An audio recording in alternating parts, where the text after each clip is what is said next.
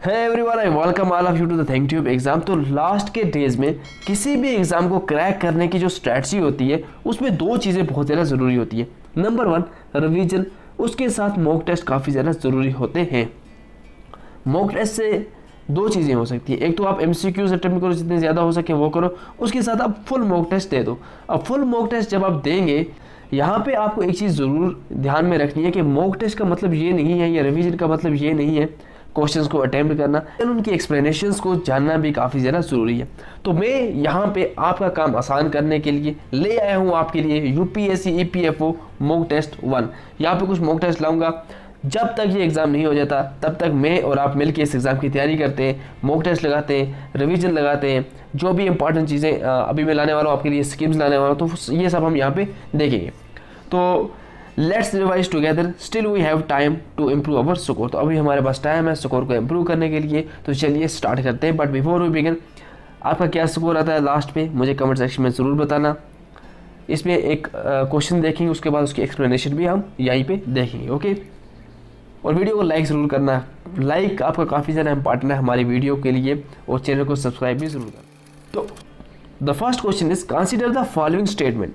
Declaration of Philadelphia established ILO in 1944 in the United States of America.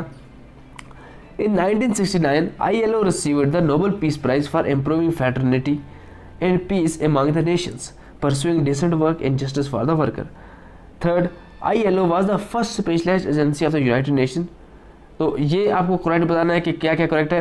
पहला बोल रहा है जो डिक्लेरेशन ऑफ फिलाडेल्फिया है, ये ILO के अंडर एस्टैब्लिश की गई है 1944 में। 1969 में ILO ने नोबेल प्राइज़ मिला है इसको। ILO जो है ये पहली स्पेशलाइज्ड एजेंसी है यूनाइटेड नेशन सिस्टम की। तो इसका राइट आंसर आपको मुझे यहाँ पे बताना है। So the right answer for this question, I hope आपने आंसर दे दिया होगा, वो है 2 और 3। तो अब हम इसकी थोड़ी एक्सप्लेनेशन देख लेते हैं। एस्टैब्लिश इन 1990 कौन? इंटरनेशनल लेबर ऑर्गेनाइजेशन 1919 में बनी है ट्रीटी ऑफ वर्साइल्स के तहत। ये एक एजेंसी है किसकी? लीग ऑफ नेशन की। आपको पता है यूनाइटेड नेशन से पहले था League of Nation. ILO agency है इसकी, लीग ऑफ नेशंस की, वर्ल्ड वार के टाइम पे बनी थी 1919 में। Become the first affiliated specialised agency of the United Nation in 1946 में ये एक स्पेशलाइज्ड एजेंसी बनी थी इसकी। उसके बाद अगर हम इसका हेडक्वार्टर देखें ILO का, वो जिनेवा स्विट्जरलैंड में है।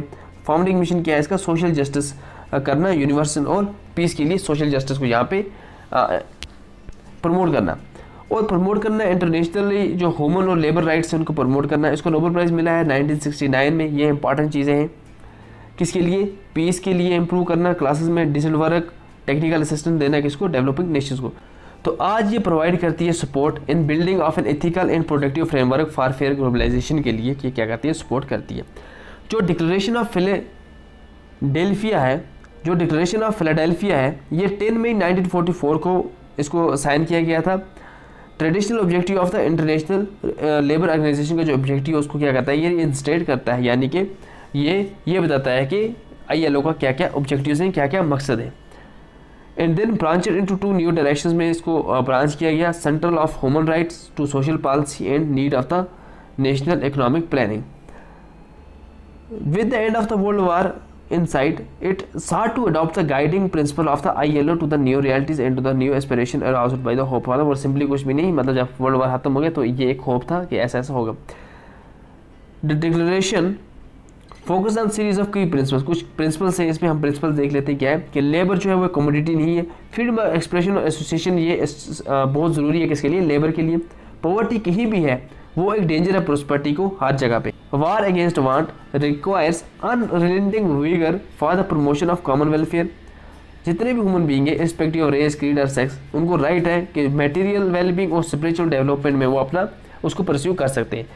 To achieve this fundamental goal effective international and national action is necessary. तो दीज आर द, ये बहुत ज़्यादा इंपॉर्टेंट है, ये चीज़ याद रखना। क्यों इंपॉर्टेंट है ये देख सकते हैं आप। 2017 में ये क्वेश्चन आया है, which of the following is not the part and aims of the ILO as per the Philadelphia declaration. तो ये जो पार्ट्स है ना एम्स के प्रिंसिपल, तो इसमें से कौन इसका पार्ट नहीं है? Labour is not a community, ये पार्ट है। फ्रीडम ऑफ एक्सप्रेशन वगैरह ये पार्ट है। पॉवर्टी एनीवेयर ये भी पार्ट है। The war against the want The war against want required to be carried on with and value with each nation and solely responsible of the government. तो solely responsibility of the government जो है ना ये वाला, तो ये यहाँ पे इसका आंसर नहीं है, तो this is the right answer D. So the next question is, in 1890 M.N. Lokhande established Bombay Mill Hand Association. This was the first labor union in India. All India Trade Union Congress AITUC, the oldest trade union federation in India, was set up in 1920 by Mahatma Gandhi. तो हमें यहाँ पे choose करना है इसका correct answer कौन सा है. तो इसका अगर हम करेक्ट आंसर देखें तो यहाँ पे आई होप आपको ये आंसर आपने दिया होगा. कमेंट सेक्शन में साथ साथ में आंसर भी देना, ठीक है. क्वेश्चन नंबर 1 का, क्वेश्चन नंबर 2 कैसे दे रहा. देखो इससे थोड़ा मुझे मोटिवेशन मिलेगी. बहुत सारे अभी आपके लिए यहाँ पे ये मॉक टेस्ट लाने, तो आप देख रहे हैं कितना ज़्यादा डिटेल में मैं हर एक चीज़ ला रहा हूँ आपके लिए. तो कमेंट जरूर करना, लाइक जरूर करना, वीडियो को शेयर कर देना अपने फ्रेंड्स के साथ, इसकी हेल्प हो जाएगी. तो इसका जो राइट आंसर है वो है 1. देखो जो लेबर मूवमेंट का रीजन है वो एक्चुअल में 1860 में स्टार्ट हुआ है, लेकिन जो फर्स्ट लेबर एजिटेशन है हमारी हिस्ट्री इंडिया की अगर हम बात करें, इंडिया में एक्चुअल में ये स्टार्ट हुआ था कब, 1875 में. ये किसके अंडर था, ये था अंडर SS बंगाली के अंडर. ये वाला जो लेबर एजिटेशन थी फर्स्ट 1875 में ये स्टार्ट हुई थी. अब ये कुछ चीज़ों पे कंसंट्रेटेड थी, जनरली ये थे कि वर्कर की कंडीशंस पे, वुमेन्स पे, चिल्ड्रंस पे, है ना. इसकी वजह से क्या हो गया, फर्स्ट फैक्ट्री कमीशन यहाँ पे बन गया जब ये एजुटेशन स्टार्ट हुई 1875 में. तो उसके साथ साथ फर्स्ट फैक्ट्री एक्ट आपको पता है 1881 में आपने पढ़ा होगा इंडस्ट्रियल लेबर्स में. 1881 में फर्स्ट फैक्ट्री एक्ट को क्या किया गया, इसी के एजुटेशन के बाद लाया गया. 1890 में M.N. लोखंडे ने क्या किया, बॉम्बे मिल हैंड एसोसिएशन को एस्टैब्लिश किया. ये फर्स्ट ऑर्गेनाइज्ड लेबर यूनियन है इंडिया की. तो अगर पूछा first organised labour union India की कौन सी है, वो है बॉम्बे मिल हैंड एसोसिएशन. लेकिन ये देखो एजुटेशन जो है वो 1875 से स्टार्ट हो गई थी, लेकिन जो अपने राइट्स, लेबर राइट मांगने यहाँ से स्टार्ट हो गए थे. लेकिन उनके लिए एक ऑर्गेनाइजेशन, एक प्लेटफॉर्म बना कब, 1890 में किसने बनाया, M.N. लोखंडे ने. लीडरशिप जो थी इसको सोशल रिफॉर्मर्स उस वक्त के जो थे उन्होंने इसको leadership the, not the worker by themselves. तो ये जो मूवमेंट थी ये क्या थी, मतलब वेलफेयर करना, वर्कर का वेलफेयर करना, ठीक है ना, उनके राइट्स देना उनको वगैरह, जो भी उनका वेलफेयर है वो उनको राइट्स वगैरह मिले. तो उसके बेस पे ये जो ऑर्गेनाइजेशन थी ये बनाई गई थी. जो लिविंग कंडीशंस थी वर्कर की डिटोरेट हो रही थी. जो फर्स्ट वर्ल्ड वार, आपको पता है फर्स्ट वर्ल्ड वार हुआ तो इसकी वजह से क्या हो गया, वेजेस कम हो गए, प्राइस ज़्यादा होगी. तो इसकी वजह से क्या हो गया, वर्कर पे काफ़ी ज़्यादा नुकसान हुआ वर्कर को. और इंपॉर्टेंट यूनियंस कौन कौन सी है इंडिया में जो बनी थी उस वक्त, अहमदाबाद टेक्सटाइल लेबर एसोसिएशन, ये कब बनी थी, वर्ल्ड वार के टाइम पे 1970 में बनी थी. किसने बनाई थी, ये बनाई थी साराभाई ने.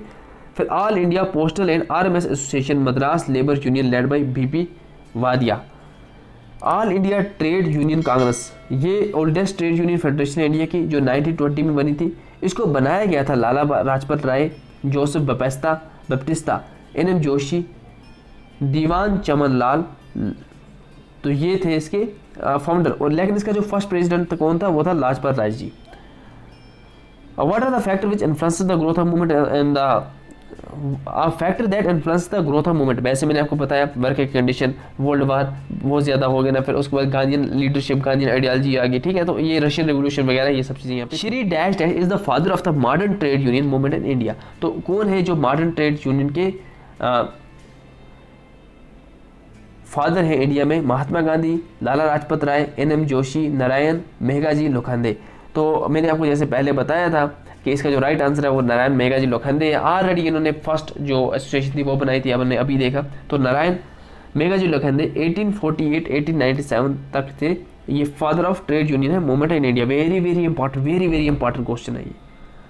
It is remembered not only for ameliorating the working condition. आप देखो सिर्फ वर्किंग कंडीशन जो है टेक्सटाइल मिल की, उनको वर्किंग कंडीशन को इम्प्रूव करने के लिए इन्होंने नहीं लड़ा, लेकिन इन्होंने क्या किया, जो कम्युनल इश्यूज थे उस वक्त हिंदू मुसलमान के बीच में जो थे, या बाकी रिलीजन के बीच में जो थे, या कास्टिज्म था, उसको भी इन्होंने कम करने की कोशिश की. इन्होंने कोवरेजियस इनिशिएटिव लिए ऐसे.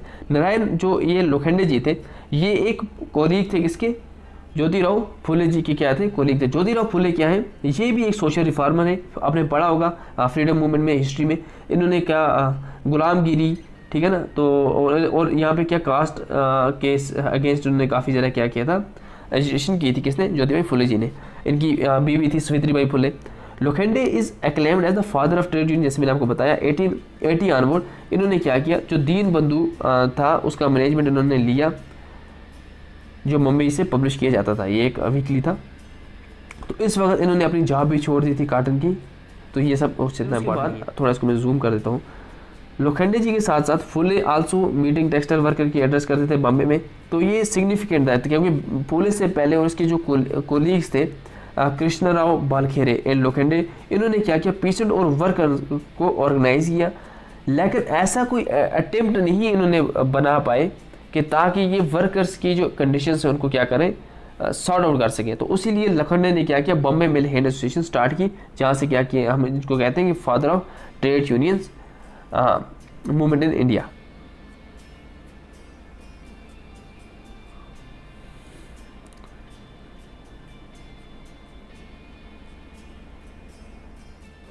Consider the following statement. The term trade union used in Trade Union Act 1926 is confined to the worker union and does not include the employer association। बोल रहा है कि जो टर्म ट्रेड यूनियन एक्ट 1926 में दी गई है वो सिर्फ वर्कर यूनियन है, वो एम्प्लॉयर यूनियन नहीं है। Number second, civil servant union can not be registered under the trade union act. Number third, a trade union can only be registered under the Trade Union Act 1926 and cannot be registered under any other act। तो what is the right answer of this question? So the right answer for this question is option number B, 2 and 3। ठीक है, मैं आपको बताता हूँ। देखो अब important elements क्या है ट्रेड यूनियन की, ये चीज़ याद रखना। There must be combination of worker और एम्प्लॉय, दोनों होनी चाहिए तभी ट्रेड यूनियन बनेगी। सिर्फ एम्प्लॉय से या सिर्फ वर्कर से ट्रेड यूनियन नहीं बनेगी। तो इसीलिए हमारा जो फर्स्ट क्वेश्चन था ना कि जो टर्म है ट्रेड यूनियन उसमें सिर्फ वर्कर है, एम्प्लॉय नहीं, तो इसीलिए वो क्वेश्चन गलत हो गया था, वो वाला option. There must be trade और बिजनेसेस, यहाँ पे ट्रेड होना चाहिए, बिजनेस होना चाहिए। Main object of the union must be to regulate the relation of the employer and employ to impose the restrictive condition of the conduct of any trade और business. तो ये इसकी क्या है, तो मेन ऑब्जेक्ट क्या है ट्रेड यूनियन एक्ट 1926 का, वो ये है कि हमें प्रोवाइड मशीनरी किसके लिए, for the registration regulation of the trade unions के लिए क्या करना, मतलब ट्रेड यूनियन एक्ट जो है ये क्या करता है, इसके अंडर हम क्या करते हैं, जो भी ट्रेड यूनियंस होती हैं उनको हम यहाँ पे रजिस्टर करते हैं। अब देखो अगर ये पूछा गया कि according to the trade union act 1926 क्या ट्रेड यूनियन जो है ये मैंडेटरी रजिस्ट्रेशन करनी इनकी, तो ये मैंडेटरी नहीं है, लेकिन ये एडवाइजेबल है कि हम इसको क्या करें, रजिस्ट्रेशन करें ताकि हमें कुछ बेनिफिट्स इम्यूनिटीज़ वगैरह मिल जाए। ट्रेड यूनियन रजिस्टर कर सकते हैं हम सिर्फ इस एक्ट के अंदर, एंड किसी और एक्ट के अंदर हम इसको रजिस्टर नहीं कर सकते। जैसे हमारे पास सोसाइटी रजिस्ट्रेशन एक्ट्स होते हैं, कॉर्पोरेट सोसाइटी, इन कॉमनी एक्ट हैं, तो ट्रेड यूनियन जो है वो सिर्फ ट्रेड यूनियन एक्ट 1926 के अंडर ही होंगी। ए सिविल सर्वेंट यूनियन जो होती है वो उसको हम ट्रेड यूनियन के अंडर रजिस्टर नहीं कर सकते, ये एक चीज़ याद रखना आप, can not register under the trade union act. In case of Tamil Nadu अगर हम देखें तो वहाँ पे कुछ किया है, तो ये तो आगे देखते हैं हम। In India, the Trade Union Act was passed in the year 1926, which came into the force on 1st June 1927। Right and privileges of the registered trade union में क्या क्या आते हैं, इनके राइट्स और प्रिविलेज क्या है जो भी रजिस्टर्ड ट्रेड यूनियन है ट्रेड यूनियन एक्ट 1926 के under. It is a body corporate, it does not enjoy immunity from criminal conspiracies, it enjoy immunity from civil suits। तो इसका राइट आंसर क्या है, 1 and 2, 2 and 3, 1 and 3 and all। तो I hope आपने answer दे दिया होगा। सो इसका राइट आंसर मैं बता देता हूँ पहले आपको। राइट आंसर इसका है वो है 1 and 3। It does not enjoy immunity from criminal conspiracies, no it enjoys immunity.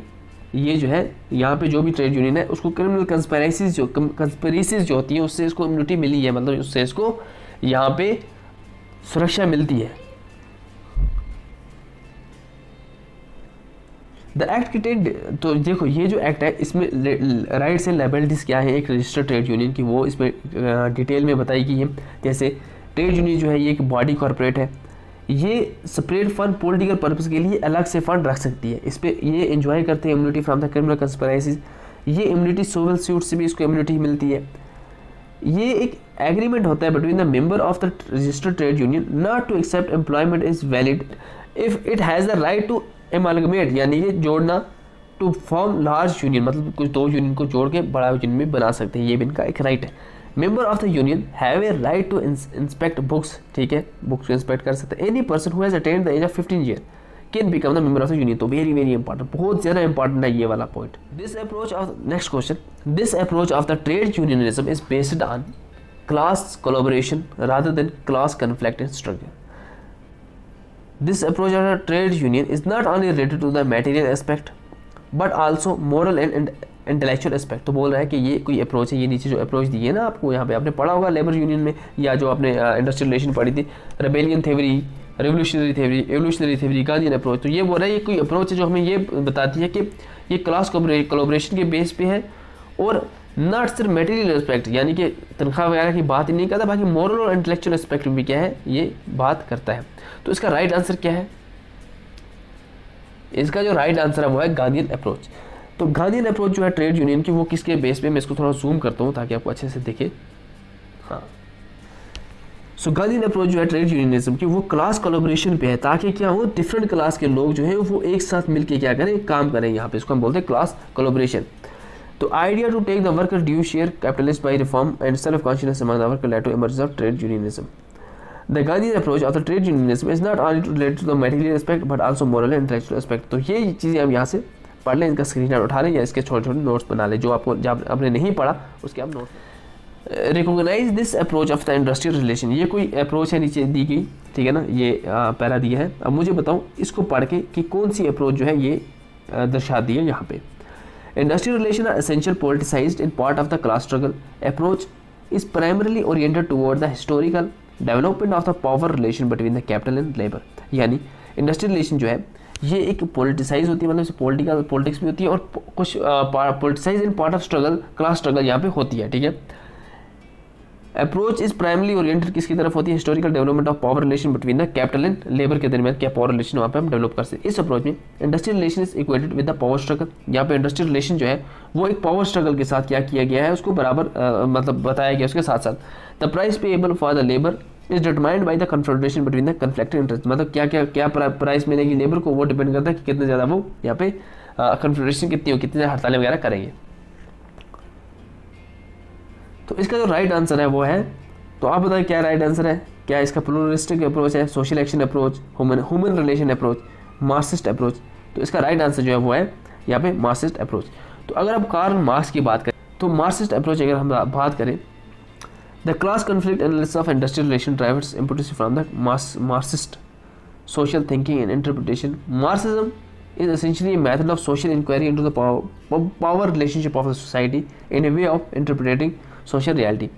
The application of Marxism theory as related to the industrial relation derive indirectly from the later Marxist scholar rather than directly from the worker of the Marx himself. तो अगर हम देखें to Marxist industrial relation जो है, these are essentially politicised in part of class struggle. For Marxist industrial and employ relation ये can only be understood as a part of the broader analysis of the capitalist society in a particular social relation and dynamic of the capital accumulation.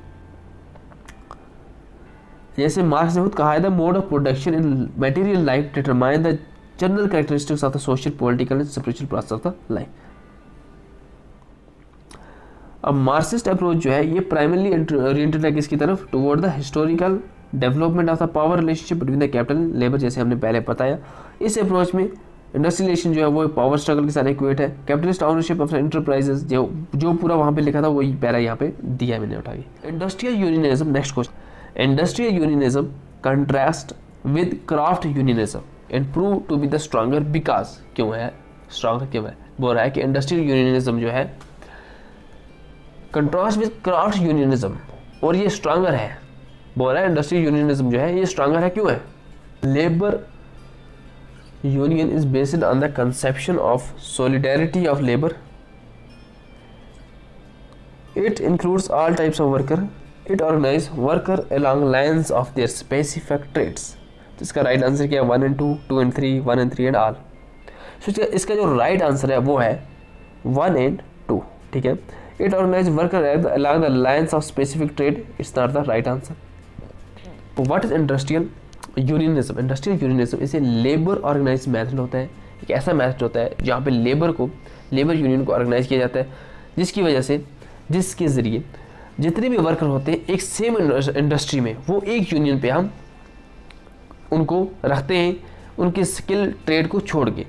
दस giving worker in one industry or in all industry more leverage in bargaining in the strike situation. तो इसीलिए क्या होता है, देखो industry unionism simply मैं आपको बताता हूँ कि ऐसी यूनियन बनाई जाती है जहाँ पे हम क्या करते हैं, कोई भी पर्सन है किसी भी इंडस्ट्री, चाहे उसकी कोई भी रैंक हो, कोई भी क्वालिफिकेशन हो, कोई भी स्किल हो, उनको हम क्या करते हैं एक प्लेटफॉर्म पे ला के रखते हैं ताकि उनकी बार्गेनिंग जो है वो बढ़ जाए।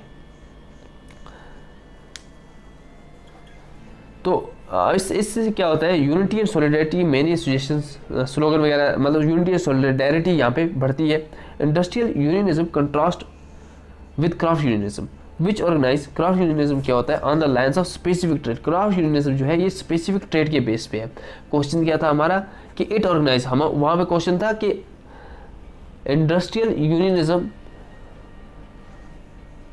जो है वो स्पेसिफिक ट्रेड के बेस पे है, लेकिन एक्चुअल में क्राफ्ट यूनियनिज्म जो है industrial unionism contrast with craft unionism which organise worker along the lines of the specific trade, that is worker using some kind of tools or doing some kind of work with the approximately the same level of skill even if this lead to the multiple union लोगो। तो मैंने आपने क्या बताया, industrial union में कोई भी person, उसका कोई भी स्किल है, कोई भी ट्रेड है, उसको हम एक प्लेटफॉर्म पे लाते हैं। क्राफ्ट यूनियनिज्म में अलग स्किल का अलग है, अलग यूनियन का अलग प्लेटफॉर्म पे होता है person.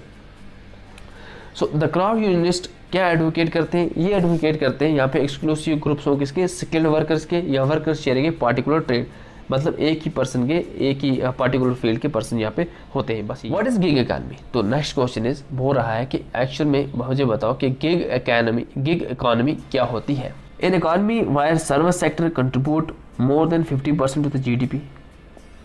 In economy in severe depression. C. Economy which depends heavily on the industry and infrastructure, information technology.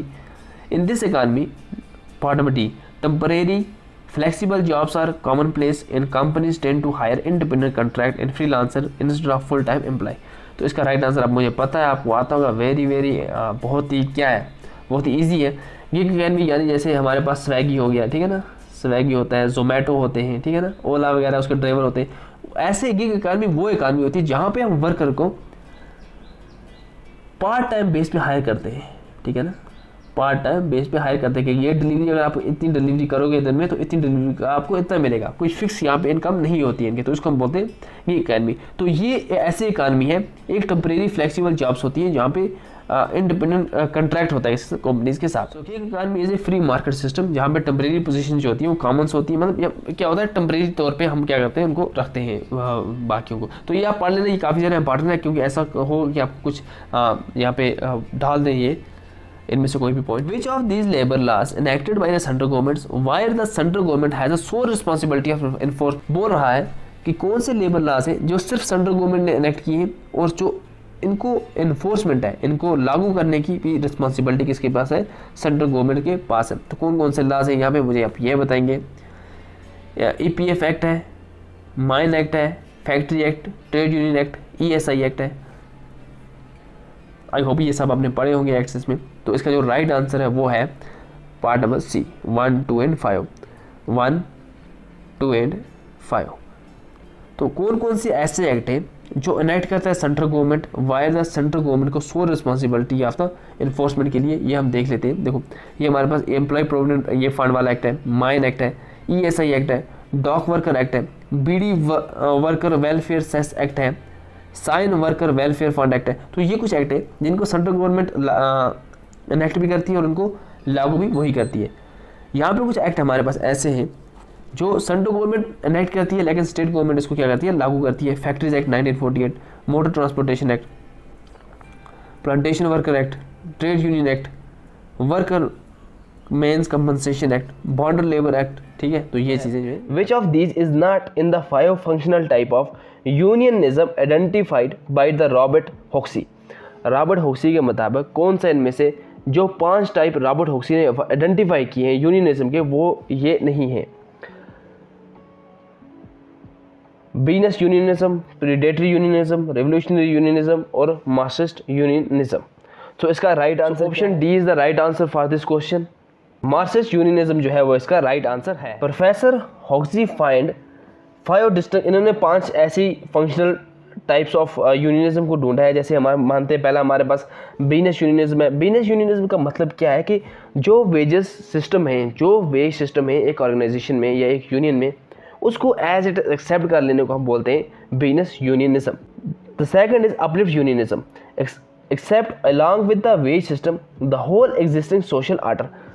जो भी सोशल आर्डर है पूरी उसका, like for example its mission in diffusion of leisure class culture, bourgeois virtues among the worker, mutual insurance is its main function and homilies its preoccupation। तो कहने का मतलब ये है जो अपलिफ्ट यूनियनिज्म है वो वेज सिस्टम के साथ साथ बाकी जो इसका सोशल आर्डर है, जो इसका जिस आर्डर जो हायरार्की है एक बिजनेस यूनियनिज्म की या एक बिजनेस की एक ऑर्गेनाइजेशन की, उसको वो एक्सेप्ट करता है। इसको हम बोलते हैं अपलिफ्ट यूनियनिज्म। उसके बाद रेवोल्यूशनरी यूनियनिज्म, इसका मतलब ये होता है कि जो हमारे पास सोशियो इकोनॉमिक आर्डर है जो वर्किंग क्लास के लिए है उसको ओवरथ्रो करना, नया लाना। रिवोल्यूशनरी का मतलब ये होता है इनकलाब लाना, तो ये है इसका revolutionary unionism. So the fourth is predatory unionism, ये secret rather than open violence. It मतलब ये क्या करता है, प्रीडेटरी का मतलब क्या होता है इंग्लिश का अगर हम इसका मीनिंग देखें तो प्रे करना, उसको हम बोलते हैं प्रीडेटरी, ठीक है ना, जो प्रे करते हैं। तो यहाँ से आप समझ सकते हैं कि ये सीक्रेट वायलेंस क्या करता है, ये प्रैक्टिस करता है। ये एक लॉलेस बॉडी होती है जो ये यूँ समझो कि ये एक गुंडा राज होता है यूनियनिज्म का। उसके बाद डिपेंडेंट यूनियनिज्म, ये दो फॉर्म में होती है, एक ये यूनियनिस्ट की सपोर्ट पे रिलाई करती है, दूसरा ये एम्प्लॉयर की सपोर्ट पे रिलाई करती है। तो ये 5 टाइप्स हैं इसके रॉबर्ट हॉक्सी के अकॉर्डिंग इसके यूनियनिज्म के, ये आप याद रखना कौन कौन से types. So the 12th question is choose the correct about the ESIC. It's a statutory body. It's an autonomous body. The corporation can set up hospital only in the collaboration with the state, government or private entities.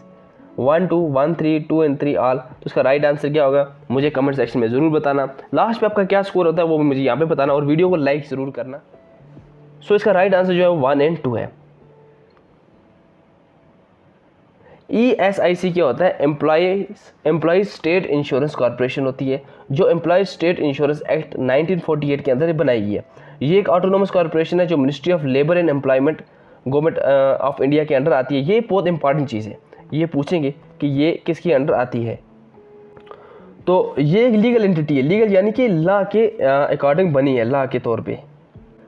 The corporation ये loan ले सकती है और major ले सकती है for discharging such loan, जो भी वगैरह, मतलब ये एक लीगल एंटिटी है, ठीक है ना। एक तो ये लीगल है प्लस ये लोन वगैरह वो सब ये ले सकती है। The corporation can set up hospital either independently or in collaboration with the state government or private entities, but most of the dispensaries and hospital are run by the concern state government. तो मतलब ये है कि ये hospital भी setup कर सकती है इंडिपेंडेंटली या स्टेट के साथ मिलके ये सेटअप करेगी, लेकिन जो ज़्यादातर इसके जो फंक्शंस होते हैं वो कंसर्न स्टेट गवर्नमेंट क्या करती है, रन करती है। ओके, सो इन मार्च 1943 प्रोफेसर BP अडरकर ये गवर्नमेंट ऑफ इंडिया के अपॉइंट किए थे। तो ये जो लॉ है हमारे पास ESI एक्ट जो है हमारे पास एम्प्लॉयमेंट स्टेट इंश्योरेंस एक्ट जो है ये किन की देन है, ये है प्रोफेसर BP अडरकर जी ने इस चीज़ को क्या किया था, इन्हीं के बेस पे इन्होंने एक रिपोर्ट दी थी, उसके बेस पे इस एक्ट को लाया गया था।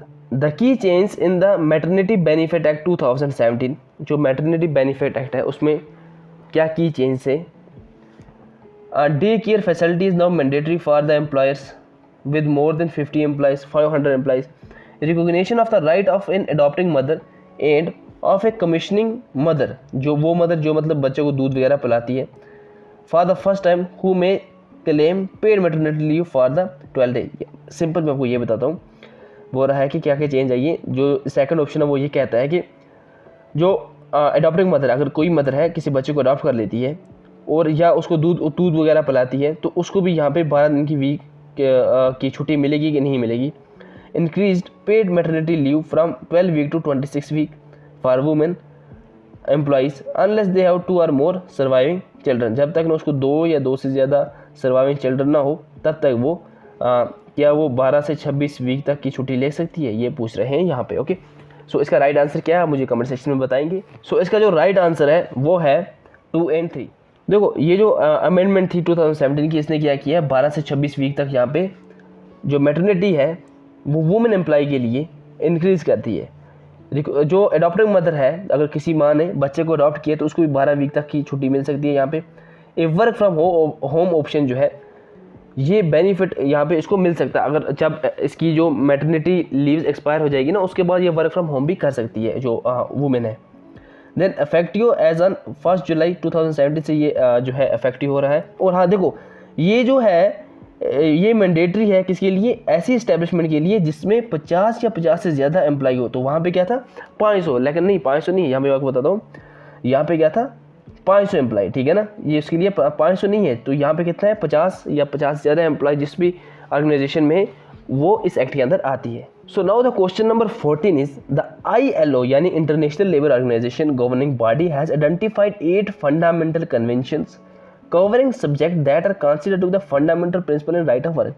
ILO ने कुछ ऐसे फंडामेंटल कन्वेंशंस को आइडेंटिफाई किया जो बहुत ही ज़रूरी हैं वर्कर्स के राइट को, या जो प्रिंसिपल और वर्क जो राइट होते हैं वर्क प्लेस पे, उनको कवर करते हैं ये। तो इनमें से कौन है वो, forced labour convention, equal remuneration convention, minimum age convention, worst form of child labour convention. तो कौन सी कन्वेंशन है यहाँ पे, so all of the above इसका आंसर है। लेकिन फिर भी हम देख लेते हैं और कौन कौन से, यहाँ पे 8 हैं टोटल, यहाँ पे 4 हैं, बाकी हम देख लेते हैं 4। सो द 8 कन्वेंशंस ये हैं। अब यहाँ पे abolition of the forced labour convention, ठीक है ना, नंबर ये है। इक्वल रेम्यूनरेशन कन्वेंशन, ये नंबर याद रखने की ज़रूरत नहीं है, इट्स नॉट इम्पॉर्टेंट। उसके बाद डिस्क्रिमिनेशन है, यहाँ पे कन्वेंशन है। Minimum age convention, worst form of child labour convention, freedom of association and protection of right to organise convention, right to organise and collective bargaining convention. Okay, तो ये हैं यहाँ पे कुछ कन्वेंशंस जिसके बेस पे ये जो 8 कन्वेंशन आइडेंटिफाई किए किसने, इंटरनेशनल लेबर ऑर्गेनाइजेशन ने। इंटरनेशनल लेबर ऑर्गेनाइजेशन कब बनी थी, 1919 में। मैंने आपको कल बताया था, कल वाले कौन सी ट्रीटी थी, ट्रीटी ऑफ वर्साइलेस, ठीक है ना, वर्साइलेस। इसका एक डिक्लेरेशन होता है जो इसके गोल्स और वगैरह आइडेंटिफाई करता है। वो मैंने आपको कल वाला जो हमारा मॉक टेस्ट 1 था उसमें हमने ये सब कुछ डिस्कस किया है। देखो, अगर आपको ऐसे अच्छा लग रहा है तो ठीक है, नहीं तो अगर इसको और कुछ तरीके से पढ़ाना है तो वो भी बता सकते हैं, उसमें मैं नीचे मैं यहाँ पे आपको वैसे पढ़ाऊँगा, ठीक है। तो कुछ भी आपकी फीडबैक्स है मुझे कमेंट सेक्शन में ज़रूर देना, और लाइक ज़रूर करना, सब्सक्राइब ज़रूर करना। ये आपके लिए तो फ्री है, लेकिन इससे मेरी बहुत हेल्प हो जाएगी, एक तो मोटिवेशन होगा, और वीडियो जो होती है वो रैंक करती है। मैं भी आपके साथ EPFO की तैयारी कर रहा हूँ, तो हम दोनों यूँ समझो, मैं और आप मिलकर रिवीजन कर रहे हैं सारी सीरीज़ का, ठीक है। So the question number 15 is India is the founding member of the ILO and it has been permanent member of the ILO governing body since 1922. Second, India has ratified all of the 8 core fundamental ILO convention. तो India जो है, पहला बोल रहा है India founding member है इसका, number 2 India ने सारे 8 जो हैं ये कन्वेंशन इसको रेटिफाई किया है। तो इसका आंसर हमें बताना, इसका जो राइट आंसर है वो है 1। इंडिया ने जो सेकंड है इसको पूरे जो 8 के 8 फंडामेंटल इसके जो हैं कन्वेंशन उसको रेटिफाई नहीं किया है। सो इंडियन ILO की अगर हम बात करें, India is the founding member of ILO, ठीक है। इट हैज़ बीन, उस वक्त इंडिया क्या था, ब्रिटिश रूल के अंडर था, ठीक है ना, ब्रिटिश रूल के अंडर था, तो इसलिए इंडिया जो है इस founding member of the ILO। Okay, हाँ, तो हम क्या कर रहे थे, तो हाँ, और ये परमानेंट, और ये क्या है, has been a permanent member of the ILO governing body since 1922 का एक परमानेंट मेंबर है। In India the first ILO office was started 1928। India का जो इंडिया में पहला ILO जो ऑफिस है वो 1928 स्टार्ट हुआ था। Decade of productive partnership between ILO and its constituent has mutual trust and respect as underlying principle in governing building वगैरह। तो यहाँ पे ये बोल रहा है कि ये जो जितना ज़रा आगे चल रहे हैं हम, इसमें क्या हुआ है, कंट्री के साथ यहाँ पे पार्टनरशिप अच्छी है, किसकी, ILO की, जो इसकी बाकी कंट्रीज हैं। हाँ, इंडिया ने क्या किया, 6 out of 8 core fundamental right जो हैं उनको रेटिफाई किया है। कितने, 6 को इंडिया ने रेटिफाई किया है। अब वो कौन से 6 हैं नीचे कमेंट सेक्शन में मुझे बताएंगे, कौन से 2 हैं जिनको नहीं किया वो भी कमेंट सेक्शन में मुझे बताएंगे। चलो मैं ही बता देता हूँ आगे थोड़ा सा और, ठीक है। तो चलो मैं बता देता हूँ कौन कौन से हैं। इंडिया ने रेटिफाई नहीं किया है 2 कोर फंडामेंटल कन्वेंशंस को, कौन, freedom of association and protection of right to organise convention को नहीं किया, दूसरा right to organise and collective bargaining convention, इसको इंडिया ने नहीं किया। और जो मेन रीज़न है इसका वो ये है कि यहाँ पे जो गवर्नमेंट सर्वेंट हैं उन पे यहाँ पे ये कुछ रिस्ट्रिक्शन लगाता है, इसलिए इंडिया ने नहीं किया। The ratification of this convention, अब अगर इनको इंडिया रेटिफाई करता है कन्वेंशन को, तो यहाँ पे कुछ राइट्स देने होंगे किसको, गवर्नमेंट सर्वेंट्स को जो इंडिया ने क्या किया, अपने रूल्स के अंडर प्रोहिबिट किए। जैसे फॉर एग्जांपल गवर्नमेंट एम्प्लॉय के लिए right to strike, openly criticise government policy, freely accept financial contribution, join foreign organisation, ये चीज़ें इंडिया ने क्या की है, बैन कर रखी है कि जो इंडिया में जो एम्प्लॉय है, गवर्नमेंट का एम्प्लॉय है, वो राइट टू स्ट्राइक उसके पास नहीं है, वो क्रिटिसाइज नहीं कर सकता गवर्नमेंट को, आपको पता है, ठीक है, ऐसा होता है। तो लेकिन ये जो कन्वेंशन ऊपर ये जो दो जिसको इंडिया ने रेटिफाई नहीं किया है, ये बोलती हैं कि वर्कर को भी, जो गवर्नमेंट एम्प्लॉय है उसको भी सेम राइट दे दो जो एक सिविल को दिए हैं। तो इसी वजह से इंडिया ने इसको एक्सेप्ट नहीं किया है, अभी तक रेटिफाई नहीं किया। So the question number 16 is tripartism is economic corporatism based on the tripartite contract. देखो ट्राईपार्टिज्म मतलब ट्राई मतलब तीन, ठीक है ना, तो याद रखना ट्राईपार्टाइट कॉन्ट्रैक्ट पे होता है, यानी तीन लोगों के कॉन्ट्रैक्ट पे होता है between the employer organisation, trade union and the market of the economy. बोल रहा है कि ट्राईपार्टिज्म एक इकोनॉमिक कॉर्पोरेटिज्म है, ठीक है ना। ये क्या इन तीनों के दरमियान होता है। The international labour organisation is the only United Nation agency that is based on tripartism. तो ये एक ओनली ILO जो है, ये ओनली यूनाइटेड नेशन की एजेंसी है जो इसके बेस। तो इसका जो राइट आंसर है वो है 2, ठीक है। ट्राईपार्टिज्म क्या होता है, ये एक ऐसा इकोनॉमिक कॉर्पोरेटिज्म होता है based on the tripartite contract. किसके इसके दरमियान होता है, देखो ये इंपॉर्टेंट चीज़ें याद रखना। एम्प्लॉयर के दरमियान एम्प्लॉयर ऑर्गेनाइजेशन होती है, ट्रेड यूनियन होती है, और क्या होती है, गवर्नमेंट ऑफ द कंट्री होती है, ठीक है। लेकिन वहाँ पे क्या बोल रहा था, ये यहाँ पे क्या बोल रहा था, that is market of the country, ठीक है। तो मार्केट ऑफ द कंट्री नहीं है, बट इसकी वजह क्या है, गवर्नमेंट ऑफ कंट्री, ठीक है ना। जो कंट्री होती है ना उसकी गवर्नमेंट के दरमियान ये होता है। तो each is to act as a social partner होते हैं, जहाँ पे वो इकोनॉमिक पॉलिसीज बनाते हैं, कॉर्पोरेशन से, कंसल्टेशन से, नेगोशिएशन, ठीक है। फिर ट्राईपार्टिज्म जो है ये कम form of in favoured by the new corporatism, इसको फेवर करते हैं। ILO जो है वो ओनली यूनाइटेड नेशन एजेंसी है जो ट्राईपार्टिज्म से, ये ट्राईपार्टिज्म के बेस पे है। देखो ओनली वाले ये एक्सट्रीम स्टेटमेंट जनरली गलत होते हैं, लेकिन यहाँ पे इन चीज़ों पे फोकस किया करो, ये एक्सेप्शन स्टेटमेंट से, तो ये चीज़ों पे आप फोकस करके रखना। सो the question number 17 is in a historic decision the union government had cut the contributions made by the employer and employee toward the health insurance scheme of employee state insurance corporation। बोल रहा है कि इन एक historic decision लिया गया था, the government ने क्या किया था, जो कंट्रीब्यूशन एम्प्लॉयर और एम्प्लॉई देते हैं toward the health insurance scheme जो है एम्प्लॉई स्टेट इंश्योरेंस कॉर्पोरेशन के तहत, ये इसको जब देते हैं अपनी, इन्होंने गवर्नमेंट ने मतलब कितना कट किया है ये इनको, जो ये भरते हैं यहाँ पे करते हैं insurance.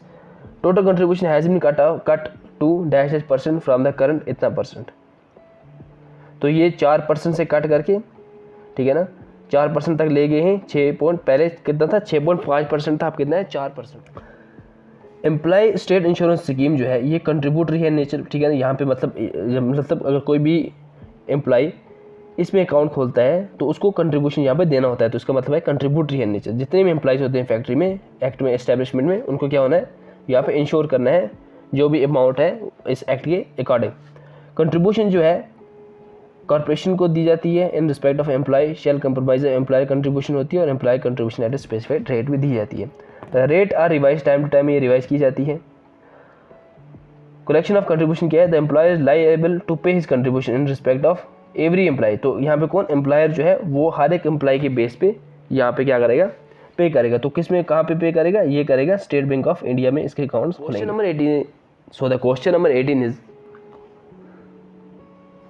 Which of these will be important social security laws in India. यहाँ पे कौन से ज़्यादा इंपॉर्टेंट सोशल सिक्योरिटी लॉज है। तो आपको पता है सोशल सिक्योरिटी स्कीम्स पे अभी मैं पूरी वीडियो लाने वाला हूँ, लगभग वो काफ़ी लंबी वीडियो होगी, एक मैराथन लाने वाला हूँ, जहाँ पे जो सोशल सिक्योरिटी स्कीम्स हैं इंपॉर्टेंट, जो न्यूज़ में थी या जो नहीं आई हैं, जो भी नई स्कीम निकली हैं बाकी, या ऐसी स्कीम जो पुरानी हैं लेकिन वो न्यूज़ में थी, वो सब की वीडियो एक 1 शॉट वीडियो लाने वाला हूँ। तो इसलिए कनेक्टर रहना मेरे साथ, बहुत ही इंपॉर्टेंट वीडियो होने वाली है वो वाली। Which of these will be important social security laws in India. Number 1 payment of gratuity act, maternity benefit act, EPF and miscellaneous provision act, child labour act, payment of the wage act 1936। तो कौन सा है यहाँ पे जो important social security laws है India में। Very easy question. पहला आपको पता है पेमेंट ऑफ ग्रेचुटी एक्ट है, उसके बाद मैटरनिटी बेनिफिट एक्ट, ठीक है क्योंकि बहुत इंपॉर्टेंट है। Then employment provident and miscellaneous act जो है ये क्या है, ये भी एक इंपॉर्टेंट सोशल सिक्योरिटी लॉज है इंडिया में। ठीक, कुछ और इंपॉर्टेंट सोशल सिक्योरिटी लॉज की अगर हम बात करें, हमारे पास ये है gratuity act, maternity benefit act, employ liability act 1938, personal injuries act, personal injuries compensation insurance act है, EPF and miscellaneous provision act, employ state insurance act, employ compensation act. So question number 19 is the International Trade Union Confederation ITUC is the world largest trade union federation. तो क्या ITUC ये दुनिया की सबसे बड़ी trade union federation है? The federation was formed on 1 November 2006 out of the merger of the international confederation of the free trade union and WCL. तो इनको जोड़ के 1 नवंबर 2006 को क्या ये बनी है? इसका राइट आंसर क्या है? सो इसका राइट आंसर दोनों सही है. इंटरनेशनल ट्रेड यूनियन कन्फेडरेशन दुनिया की सबसे बड़ी ट्रेड यूनियन फेडरेशन है. ये बनी है 1 नवंबर 2006 को. International confederation of free trade union और वर्ल्ड कन्फेडरेशन ऑफ लेबर को जोड़ के ये वाली हमने बनाई है ITUC. तो ये एक रिपोर्ट रिलीज़ करती है ग्लोबल राइट इंडेक्स, ठीक है ना. ये एनुअली इसको अपडेट करती है और यहाँ पे ये बताती है कि ऐसे कौन कंट्रीज़ कितना ज़्यादा अच्छा रैंक कर रहा है. 97 इंडिकेटर्स हैं यहाँ पे, जो भी लेबर स्टैंडर्ड्स हैं इसके ILO के, वो उसके बेस पे ये. Last question for this video is employ compensation act 1923. ये एक ऐसा एक्ट है जो ये बोल रहा है कि एम्प्लॉय कंपनसेशन एक्ट 1923 एक ऐसा एक्ट है जो पेमेंट करता है एम्प्लॉय को अगर उसको इंजरी हो जाती है एक्सीडेंट जब काम करते वक्त, और इसको पेमेंट कौन करेगा? सेंट्रल गवर्नमेंट करेगा. ये एक्ट ये बोल रहा है. क्या ऐसा है? Second, employer is not liable to pay compensation if the injury does not end in the entire or partial disablement of the employ for a period exceeding 3 days. तो बोल रहा है कि एम्प्लॉयर जो है उसकी जिम्मेवारी नहीं है कंपनसेशन पे करना अगर इंजरी जो है वो एंटायर या पार्शियल डिसेबलमेंट ना हो जाए, या पूरा टूट जाए या आधा टूट ना जाए 3 दिन से ज़्यादा, ठीक है. तो अगर ऐसा है तो वो लायबल नहीं है. तो इसका राइट आंसर क्या है? इसका राइट आंसर 2 है, ठीक है. एम्प्लॉयर लायबल नहीं है अगर उसको पार्शियल या कंप्लीट डिसेबलमेंट नहीं है, अगर उसकी हड्डी जो कुछ भी चीज़ है वो पूरी तरह डिसेबल नहीं होगी है, पार्शियल या एंटायर डिसेबल नहीं हुई है 3 दिन के लिए. 3 दिन के बाद जो होगा उसके बाद देखा जाएगा. लेकिन 3 दिन के अंदर अगर ऐसा हो जाता है तो एम्प्लॉय क्या करेगा? पे करेगा. नहीं होता है तो एम्प्लॉय पे नहीं करेगा. तो एम्प्लॉय कंपनसेशन एक्ट 1923 ये एक्ट बोलता है कि compensation by the employer to employ, ठीक है. देखो जनरली मेरा खुद पर्सनल एक्सपीरियंस है, जहाँ पे मैं रहता हूँ यहाँ पे एक प्लांट है. इस प्लांट पे अगर एक पर्सन को लग गई थी कुछ दिन पहले, उसका पाँव टूट गया था, ठीक है. उसका पाँव टूट गया तो जो ऑनर था, अब वो बेचारा गरीब, इसको पता नहीं था. मैंने सुना बाद में ये बात, तो उसके बाद मैंने ऑनर से बात की थी कि ऐसा किया आपने, दिस नॉट राइट. तो फिर उसने ऐसे वैसे टाल दिया. मैं क्या कर सकता हूँ, अब मैं तो कुछ इतना बड़ा ऑफिसर नहीं था. तो अब उसका पाँव ऐसे टूट गया था, लेकिन उस बेचारे ने अपने खर्चे पे खुद, उस लेबर ने खुद अपने खर्चे पे अपने पाँव ठीक किया. तो ये एक बहुत बड़ा इम्प्लीमेंटेशन में प्रॉब्लम है कि लोगों को राइट्स का नहीं पता, ठीक है. तो ये एम्प्लॉय कंपनसेशन एक्ट यही बोल रहा है कि एम्प्लॉयर जो है वो अगर कोई भी प्रॉब्लम हो जाती है, कोई भी इंजरी हो जाती है एम्प्लॉय को, तो एम्प्लॉयर जो है वो उसको ठीक करवाएगा. उसका जो खर्चा है वो एम्प्लॉयर करेगा.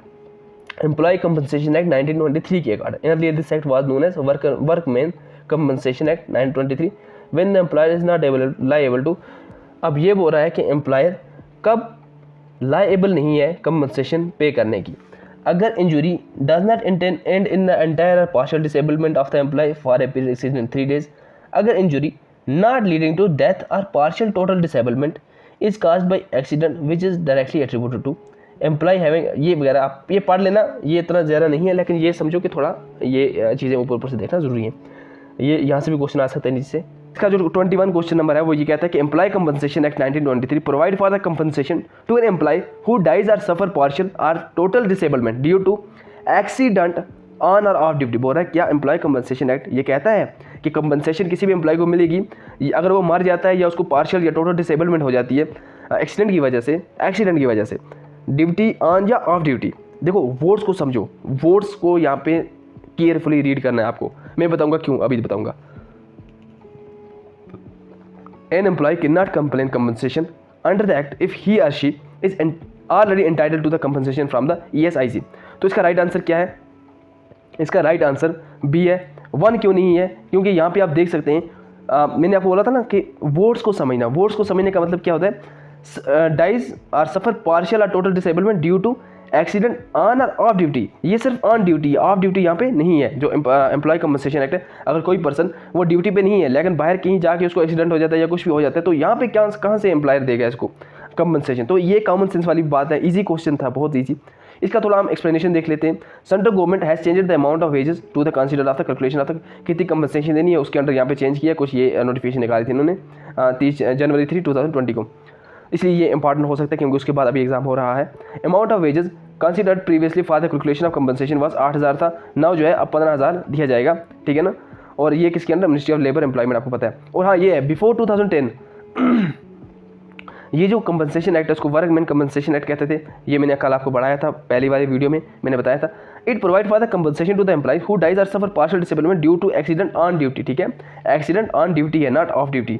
उसके बाद अगर हम बात करें एन एम्प्लॉय, लास्ट वाला, an employ can not complain compensation under that, अगर उसको ऑलरेडी कंपनसेशन मिल रही है from the state employ state insurance corporation से, अगर उसको कंपनसेशन मिल रही है तो वो कंपनसेशन को क्लेम नहीं कर सकता अंडर एम्प्लॉय कंपनसेशन एक्ट जो है 2013, इसके 1923 इसके अंडर नहीं कर सकता। Okay, so the next question is recognise this approach to the industrial relation. हमें ये अप्रोच है, इसको इंडस्ट्रियल रिलेशन से रिकॉग्नाइज करना है, कौन सी है यहाँ पे। conflict between the labor and management are deeply rooted in the perception and attitude of the all participant. It was given by Mason Haire ने दी थी। ये कौन सी अप्रोच है, ये system approach, social action model approach, psychological approach, human relation approach. So इसका जो राइट आंसर है वो है psychological approach. So according to the psychologist अगर हम देखें, जो डिफरेंस इन द परसेप्शन यानी कि जो सोच में डिफरेंट होती है, जो एम्प्लॉय की या एम्प्लॉयर की सोच में डिफरेंस होती है आफ्टर एम्प्लॉयर एंड वर्किंग, इसकी वजह से क्या होता है, प्रॉब्लम हो जाती है एम्प्लॉय रिलेशनशिप में। जैसे फॉर एग्जांपल ये एक ऑर्गेनाइजेशन है, इसका एक मालिक है एम्प्लॉयर, और इसमें बहुत सारे एम्प्लॉय जो है वो काम करते हैं, ठीक। अब अगर इनमें कुछ इनकी परसेप्शन में कोई डिफरेंस होगी, लाइक फॉर एग्जांपल ये इनको बोल रहा है कि हमें किसी जगह पे इन्वेस्ट करना है या यहाँ पे हमें क्या करना है, कुछ प्लांट लगाना है, कुछ भी इंडस्ट्री सेटअप करनी है या कुछ बिल्डिंग बनानी है, तो एम्प्लॉयर जो है ये सोच रहे हैं कि यहाँ पे बिल्डिंग नहीं बन सकती, एम्प्लॉयर जो है वो ये कहता नहीं आपको यहाँ पे बनानी है, तो यहाँ पे कन्फ्लिक्ट ऑफ इंटरेस्ट हो जाता है। तो जब भी कन्फ्लिक्ट ऑफ इंटरेस्ट हो जाए तो ये उसको क्या होता है, किसके दरमियान, लेबर और मैनेजमेंट के दरमियान या एम्प्लॉयर और वर्कर के दरमियान, तो उसको हम बोलते हैं साइकोलॉजिकल अप्रोच, क्योंकि ये साइकोलॉजी की बेस पे है। परसेप्शन किसके बेस पे होती है, साइकोलॉजी की बेस पे। तो यहाँ पे भी आप इसको एलिमिनेट कर सकते थे, ठीक है, गेस कर सकते थे। तो यहाँ पे आप ये सारा पढ़ लेना, इसको आप देख लेना। यहाँ पे क्या होता है, गेरो होता है, बाइकाट वगैरह, ये बाद में हो जाता है जब ये कन्फ्लिक्ट ज़्यादा बढ़ जाता है आगे। तो इसको पास करके आप इसको पढ़ लेना अच्छे से, आपका रिवाइज भी हो जाएगा इससे। So question number 23, collective bargaining is not a fundamental right according to ILO। एक होता है बार्गेनिंग, एक होता है कलेक्टिव बार्गेनिंग। बार्गेनिंग यानी अगर एक जगह पे 500 पर डे मिल रहा है एक मज़दूर को दिहाड़ी, लेकिन ये बोल रहा है कि मेरी दिहाड़ी चढ़ाओ, अगर ये अकेला बोल रहा है कि मेरी दिहाड़ी चढ़ाओ वरना मैं काम नहीं करूँगा, तो उसको हम बोलेंगे बार्गेन कर रहा है। अगर इसके साथ बहुत सारे वर्कर्स मिलके ये सब बोल रहे हैं कि हमारा वेज सैलरी चढ़ाओ, तो उसको हम बोलेंगे कलेक्टिव बार्गेनिंग चल रही है, ठीक है। तो बोल रहा है कि क्या ये एक फंडामेंटल राइट नहीं है ILO के under. Collective bargaining is a की मीन्स जिसकी वजह से एम्प्लॉयर और इनकी ऑर्गेनाइजेशन जो है ट्रेड यूनियन जो होती हैं वो फेयर वेज और वर्किंग कंडीशन क्या कर सकती है, इम्पोज कर सकती है। लाइक कलेक्टिव बार्गेनिंग ऐसा मीन्स बोल रहा है कि इनकी वजह से जो एम्प्लॉयर होते हैं, उनकी ऑर्गेनाइजेशन होती है, ट्रेड यूनियन जो होती है, वो फेयर जायज़ वेज रखते हैं, भाड़ा रखते हैं और वर्किंग कंडीशन अच्छी रखते हैं। इसका राइट आंसर है 2, क्योंकि आपको पता है कलेक्टिव बार्गेनिंग जो होती है एक प्रेशर इम्पोज करती है किस पे, ऑर्गेनाइजेशन पे। ये एक यूनियन होती है एक किस्म की, यूँ समझिए। तो अगर हम इंडस्ट्रियल डिस्प्यूट देखें between the employ and employer, इसको हम ये सेटल हो सकता है किससे, डिस्कशन से, नेगोशिएशन से बिटवीन द 2 पार्टीज़, और इसको हम बोलते हैं in order to arrive decision, ठीक है ना। देखो जो भी कंसल्टेशन मैंने आपको जैसे पहले बताया ना कि क्या होता है कि इसको हम बोलते हैं कलेक्टिव बार्गेनिंग, जैसे जहाँ पे दोनों पार्टी जो होती हैं वो एग्री करती है टू फॉलो ए डिसीजन, ठीक है, collective bargaining, and they arrive after a lot of negotiation और डिस्कशन। तो जैसे जाते हो ना आप किसी दुकान पे जाते हो, तो वहाँ से वो अपनी रेट बोलता है, यहाँ से आप अपनी रेट बोलते हो, तो यहाँ पे मतलब आप बार्गेनिंग कर रहे हो, एक दूसरे के साथ डिस्कशन कर रहे हो। यहाँ पे ये बोल रहे हैं नहीं 100 दे दो, आप बोल रहे नहीं मैं इसका 50 दूंगा, तो लास्ट पे आप वो बोलते हैं चलो 80 दे दो, तो ये 80 आपका हो गया, यहाँ पे फाइनल डिसीजन हो जाता है, समझ रहे हो। तो इसको हम बोलते हैं कलेक्टिव बार्गेनिंग। क्या होता है कलेक्टिव बार्गेनिंग, जहाँ पे दोनों पार्टीज़ एग्री करती हैं इवेंचुअली, यानी बाद में जाके एग्री कर लेती हैं, वो एक डिसीजन को फॉलो करती हैं, जो नेगोशिएशन और डिस्कशन से क्या होता है बनाया जाता है। अकॉर्डिंग टू बीर के मुताबिक collective bargaining concern with the relation between the union reporting employees and employer. इसकी वजह से क्या होता है, involves the process of union, organisation of employees, negotiation, administration, interpretation of the collective agreement वगैरह ये सब होता है। तो ये आप सब पढ़ सकते हो। ऐसी स्टेटमेंट आ जाती है कि consider the following statement according to Flippo, ये क्या था वगैरह वगैरह। तो कलेक्टिव बार्गेनिंग जो है ये फंडामेंटल राइट है, ठीक है ना, इंटरनेशनल लेबर ऑर्गेनाइजेशन के तौर पे ये एक फंडामेंटल राइट है और it is rooted in the ILO constitution में है और इसको 1998 में लगाया गया था यहाँ पे, declaration of the fundamental right and principle and right at work. Collective bargaining जो वही है, बाकी ये नीचे आप पढ़ लेना इसको अच्छे तरीके से, वेरी कलेक्टिव बार्गेनिंग पे क्वेश्चंस बनते रहते हैं, ठीक है ना। तो आप देखो हर चीज़ पे गैस लगाना होता है। अगर मैं यहाँ पे सारी चीज़ें नहीं पढ़ा सकता, ना कोई और टीचर पढ़ा सकता है। यहाँ पे क्या है, मैं आपके साथ खुद भी मैं भी आपके साथ एग्जाम दूंगा इसका। तो देखो क्या है, अब कलेक्टिव बार्गेनिंग में कौन कौन सी चीज़ें आ सकती हैं, जब वो अगर कुछ ऑप्शन डालते हैं तो गैस करो ना, ठीक है। गैस करके आप यहाँ पे, जैसे ये यहाँ पे लेबर रिलेशनशिप अच्छी हो सकती है, हाँ हो सकती है, वेज अच्छा मिल सकता है, वर्किंग कंडीशन अच्छी हो सकती है, हाँ बहुत सकते हो सकती है। उसके बाद क्या हो सकता है कि जो आर्बिट्रेरीनेस है वो ख़त्म हो जाएगी, फिर जो रिस्पॉन्सिबिलिटी है वो अकाउंटेबिलिटी इंक्रीज हो जाएगी, किसकी, ट्रेड्स की, ऑर्गेनाइजेशन की जो अकाउंटेबिलिटी रिस्पॉन्सिबिलिटी इंक्रीज हो जाएगी, ट्रांसपेरेंसी इसमें हो जाती है। तो ऐसी चीज़ों को खुद से सोचा करो, ठीक है, कि क्या क्या इसमें और चीज़ें हो सकती हैं। अगर आपने मेंस लिखा होंगे, तो मैंने जैसे मेंस लिखा है इसका मतलब इसका आपने PCS का लिखा, अभी रिसेंटली मेंस लिखा मैंने, तो उसमें अगर आपने लिखा होगा मेंस तो आपको ये पता होगा कि कैसे हर चीज़ पे कितना डिफरेंट तरीके से कैसे सोचना पड़ता है। तो MCQ 24 क्या है, which article talk about the living wages and participation of worker in industry. तो कौन सा आर्टिकल जो है वो लिविंग वेज और participation of worker in industry पे ये बात करता है इसके बारे में। Article 42, 44, 43, 39A। तो ये है आर्टिकल 43, अभी यहाँ पे है, इसका यहाँ से एक्सप्लेन करते हैं हम इसको। आर्टिकल 43 जो है ये किसका है, देखो थोड़ा सा मैं आपको ये बता देता हूँ, एक मिनट। यहाँ पे क्या है, अच्छा ये बात है, चलो लगाया मैंने यहाँ पे, तो ऐसे ही बताऊँगा यहीं पे। Article 43 of the constitution of India 1949, living wage for worker, the state shall endure to secure suitable legislation, economic organization और any other way all work. Simply यहाँ पे ये आर्टिकल 43 ये बोलता है कि लिविंग वेज दिए जाएंगे वर्कर्स को जो वहाँ पे काम करते हैं। What are living veg?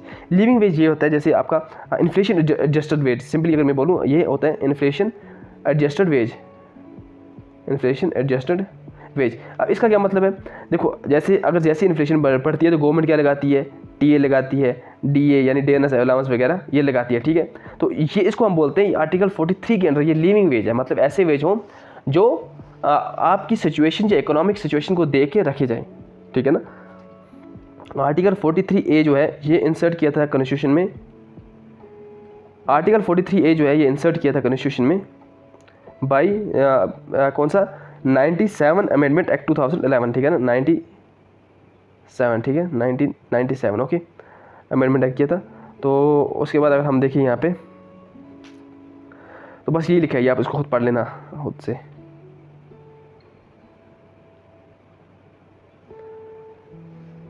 उसके बाद आता है यहाँ पे, हाँ अब थोड़े से, और देखो DPSP, पहले मैं आपको बता देता हूँ DPSP के बारे में। देखो DPSP जो है ये आपका पार्ट 4 है इंडियन कॉन्स्टिट्यूशन का, आर्टिकल 36 से लेकर आर्टिकल 51 तक ये आते हैं, ठीक है।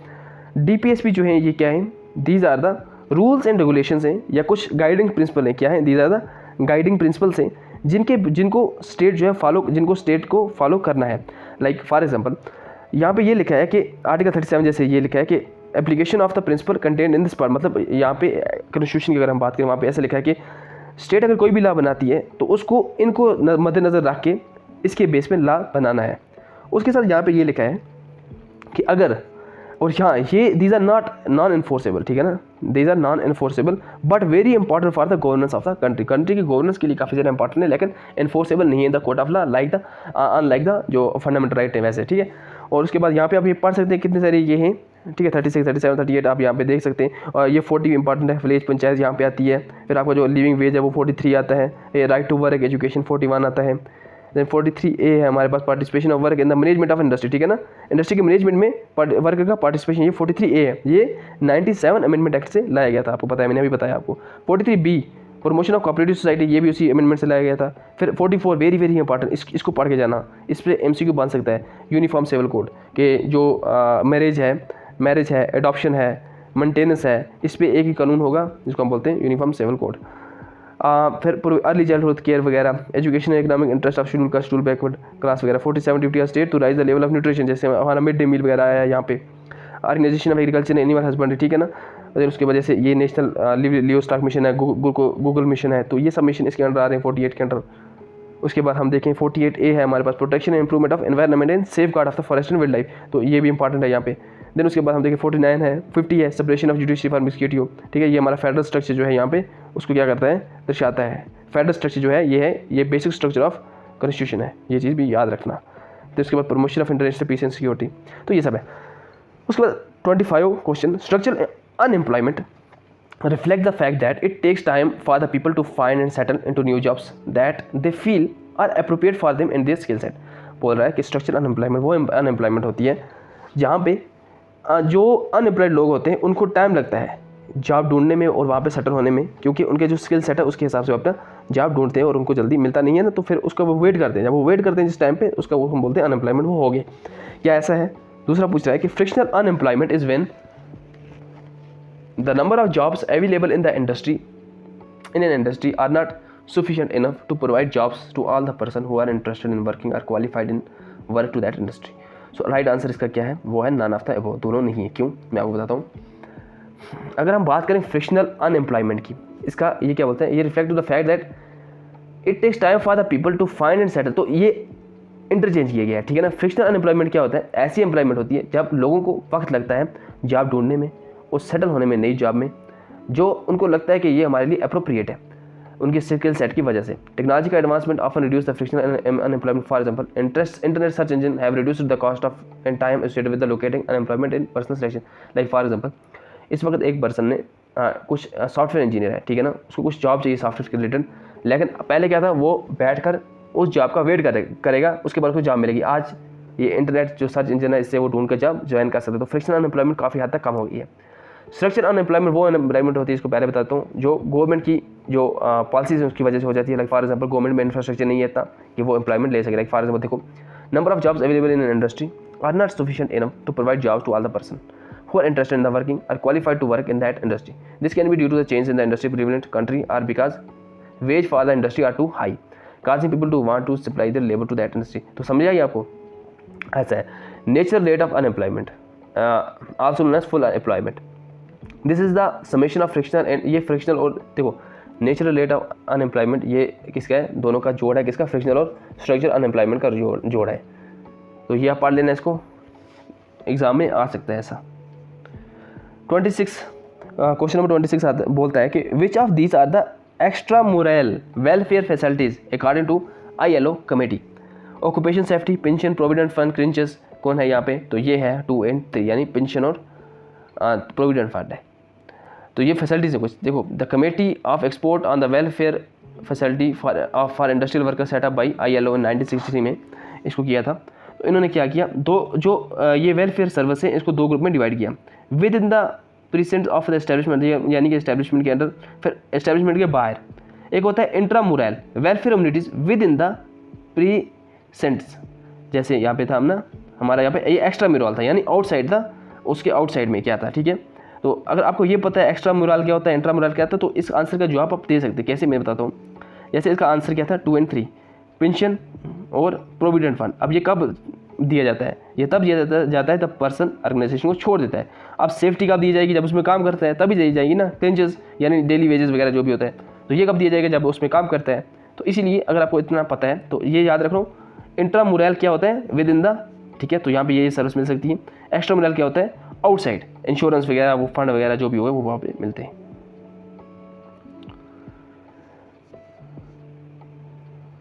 Which of these are the future of collective bargaining? It's an industrial democracy at work, बिल्कुल।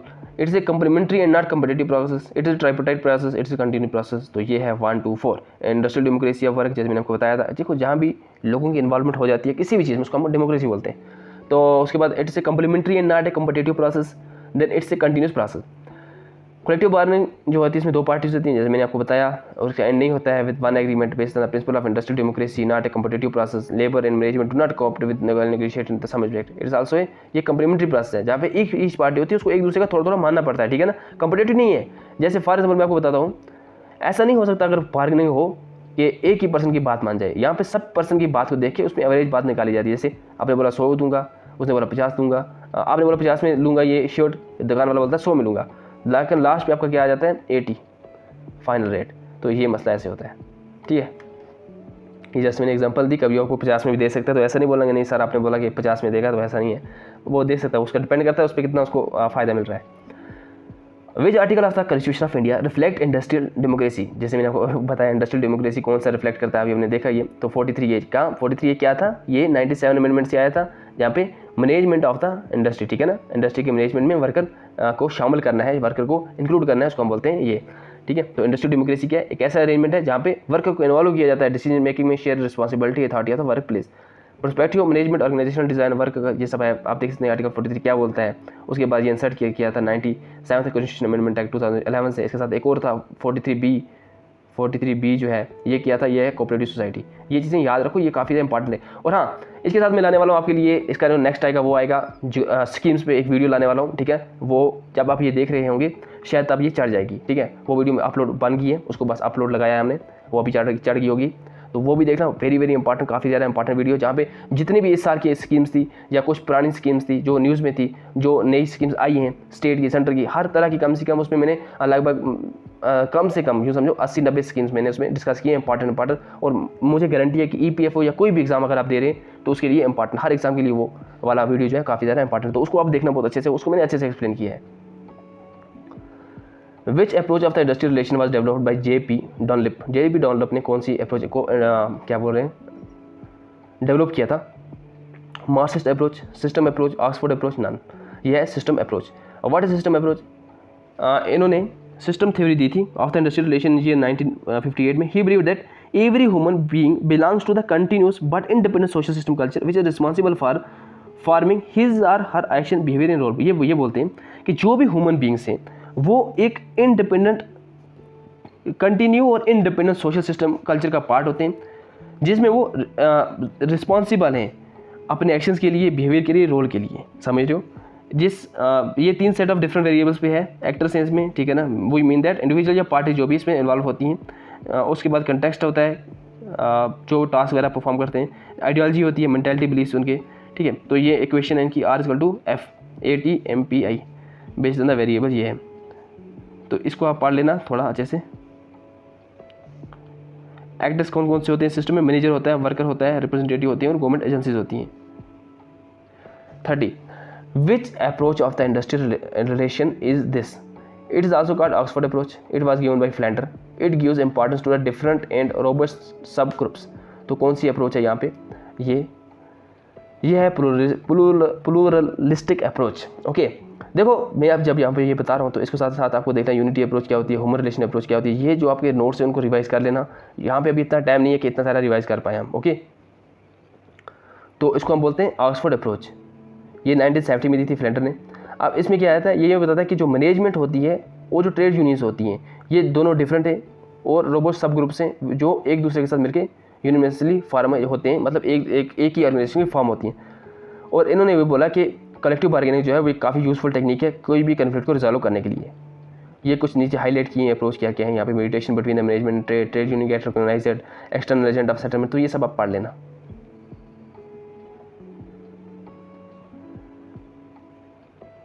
Okay, 31. Recognise the theory of labour welfare. Man is a selfish and self centred and always try to achieve his own ends even at the cost of the welfare of other. यह बोल रहा है कि man जो है वो काफ़ी ज़्यादा सेल्फिश है, सेल्फ सेंटर्ड है, खुद के बारे में सोचता है, हर वक्त वो चीज़ें अचीव करना चाहता है ताकि बाकी का भला नहीं देखता वो।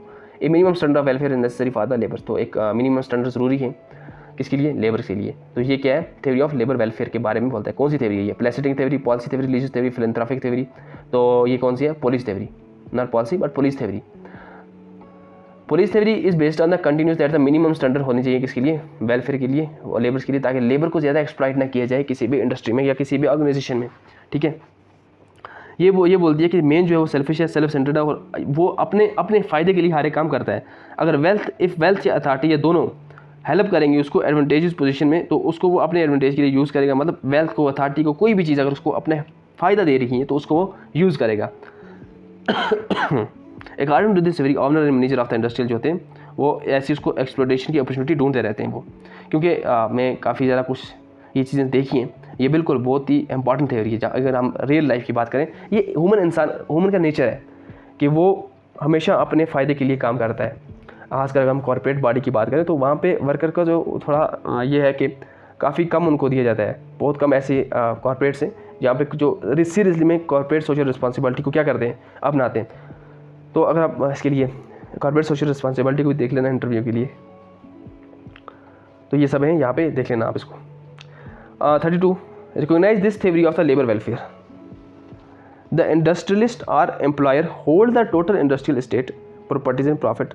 Workers are like minor, they are ignorant because of the lack of education and not able to look after their own interest. बोल रहा है कि इंडस्ट्रियलिस्ट या एम्प्लॉयर जो होता है, जो मतलब जो ऑनर होता है इंडस्ट्री का, उसको जो टोटल इंडस्ट्रियल स्टेट होता है, मतलब जो पूरी इंडस्ट्री है उसका ओनर होता है, प्रॉपर्टीज़ का, प्रॉफिट का, सबका ओनर होता है वही। वर्कर जो होता है वो माइनर की तरह होते हैं, ठीक है ना। ये इग्नोरेंट होते हैं क्योंकि इनमें एजुकेशन नहीं होती, and are not able to look after their own interest, और अपने इंटरेस्ट को नहीं दे सकते। Philanthropic, parasitic theory, trusteeship, practical theory, तो ये है ट्रस्टीशिप थ्योरी। ट्रस्टीशिप थ्योरी की अगर हम बात करें, दिस कॉल्ड द, इसको हम paternalistic theory of labour welfare भी बोलते हैं, ये याद रखना। इसकी वजह से इंडस्ट्रियलिस्ट वो ये हैं कि वो ओनर होते हैं अपनी सारी प्रॉपर्टी, प्रॉफिट स्टेट का, प्रॉपर्टीज एंड प्रॉफिट जो होते हैं ही यूज़ फॉर, उसके खुद के लिए यूज़ करता है, और and for the benefit of his worker, और सोसाइटी के लिए भी इंडस्ट्रियलिस्ट जो है वो यूज़ करता है। वर्कर जो होते हैं माइनर की तरह हैं, इग्नोरेट होते हैं क्योंकि एजुकेशन नहीं होती और अपने इंटरेस्ट नहीं दे सकते। एक तो ये ट्रस्टीशिप जो है ये एक सोशल इकोनॉमिक फिलासफी है, ट्रस्टीशिप, ठीक है ना। सोशल इकोनॉमिक फिलासफी जो महात्मा गांधी जी ने दी थी, ये मीन्स देती है जिससे वेल्थी पीपल जो होते हैं वो कैसे ट्रस्टी आफ्टर ट्रस्ट बन सकते हैं और वेलफेयर जो है लोगों का कर सकते हैं। ये कंसेप्ट को this concept was condemned by socialist as being in favour of landlords, feudal princes and capitalist. अब इसको क्या किया था, इसको जो सोशलिस्ट थे, सोशलिस्ट आपको पता है ये लेबर क्लास को ज़्यादा सपोर्ट करते हैं, तो इन्होंने इसको कंडेम किया था। क्यों? क्योंकि ये लैंड लॉर्ड मतलब फ्यूडल वगैरह, मतलब एक ये नहीं बोलते कि एक इंडस्ट्री में वर्कर का भी यहाँ पे हक होता है, हक होता है, ठीक है। ओके, तो ये था हमारा सेट 3, लास्ट सेट था industrial relation and labour laws वाले पोर्शन का। इसके बाद MCQ जो है स्कीम्स के वो तो आ रहे हैं आपके लिए, जितनी भी आपकी स्कीम्स है ना, जो स्कीम वाला चैप्टर है उसके लिए MCQ की वीडियो आ रही है, वो चढ़ गई होगी अभी। उसके बाद आप देख लेना हमारी प्लेलिस्ट में जाके MCQ मैराथन होंगे वहाँ पे स्कीम के, एक तो वो। उसके बाद जो आपका ज्योग्राफी है या बाकी जो सब्जेक्ट्स हैं, ठीक है ना, शायद मैं कोशिश करूँगा आपके अकाउंटेंसी पे भी लाने के लिए। ऐसे आपको किस पे चाहिए नीचे कमेंट सेक्शन में जरूर बताना। तो अगर वीडियो अच्छी लगती है तो लाइक जरूर करना। मिलते हैं नेक्स्ट वीडियो में, till then bye bye, see you.